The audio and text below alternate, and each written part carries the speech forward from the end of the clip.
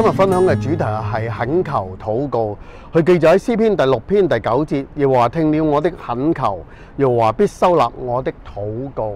嗱，弟兄姊妹，原來禱告係我哋每一位基督徒一生嘅功課。今日詩篇裏邊好清楚，佢係講到一個好重要嘅信息，好相信耶和華係會聽我嘅懇求，聽我嘅禱告。但好多基督徒其實係對禱告唔夠有信心。我哋禱告成為一種咩啊？例行公事。但喺詩篇裏邊，你會發覺佢嘅重點唔單止有好多嘅讚美，好多讚美耶和華上帝嘅詩篇嘅分享，更加亦都有好多嘅懇求，好多嘅呼求，好多嘅請求，而且亦都有好多嘅詩篇去感謝耶和華上帝，去答應咗佢嘅禱告。你諗下，當我哋去禱告神嘅時候，而耶和華上帝能夠應許答應我哋嘅時候，我哋反應係非常之興奮，非常之開心，非常之快樂。但我哋屬靈經驗有時俾我哋睇到又唔係咁樣嘅。點解呢？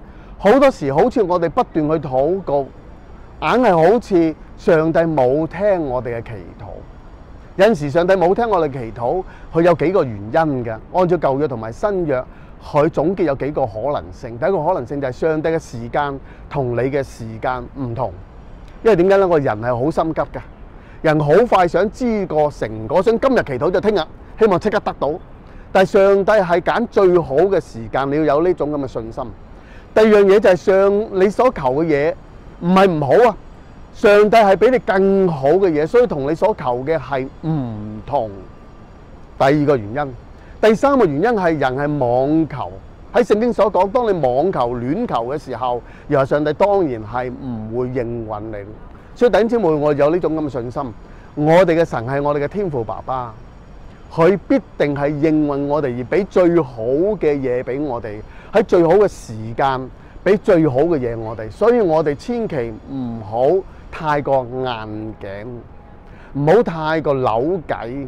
我哋有耐性要等候神，就好似今日嘅經文所講，當耶和華上帝應允佢嘅時候，佢好相信上帝係會聽佢嘅懇求，係上帝係會應允佢嘅禱告。我哋要有呢種咁嘅信心，而且要有呢種咁嘅耐性。